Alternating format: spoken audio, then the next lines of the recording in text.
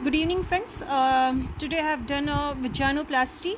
That's vaginal reconstruction, or you can say new creation of vagina.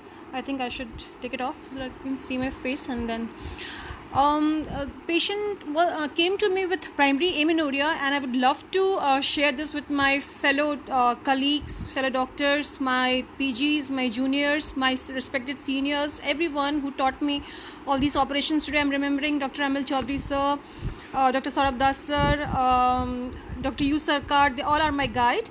And so today I have done 4th vaginoplasty in my in private. So I'm really happy and I really want to share it with you all.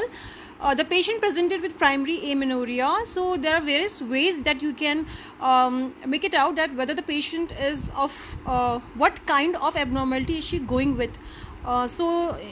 First protocol is to investigate her. You investigate her with her hormones and then by her anatomical defect. So what I found is she's a case of MMRKH, that is Mayer-Rokitansky-Kuster-Hauser syndrome, and the karyotyping is 46XS, obviously, because if she is 46XY, she should be a case of androgen insensitivity syndrome.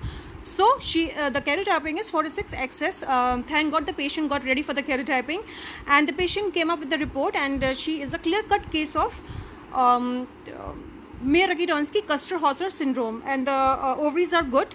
The patient has a good height, and there is complete absence of vagina that you can find in the both kind of patients, even in AIS, androgen insensitivity syndrome.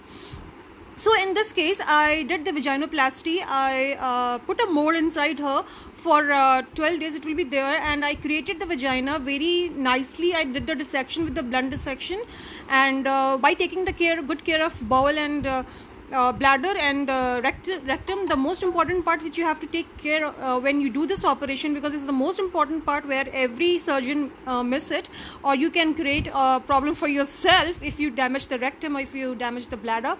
So every time when you create or you do a new vagina operation, or you create a new vagina, or you do a vaginoplasty, you have to take care of the bladder and the rectum. So prepare the patient very well. Diagnosis is very important, that what kind of multigenesis is she going with and what the patient wants. The counseling part is also very important. So I'm really happy I did the vaginoplasty with VGT method. That is, I applied the amnion, the placental amnion, the placental membrane of a freshly delivered patient. So I have created a 7 centimeter length vagina, and I'm really happy that I did it. Thank you very much. I wish good luck to you.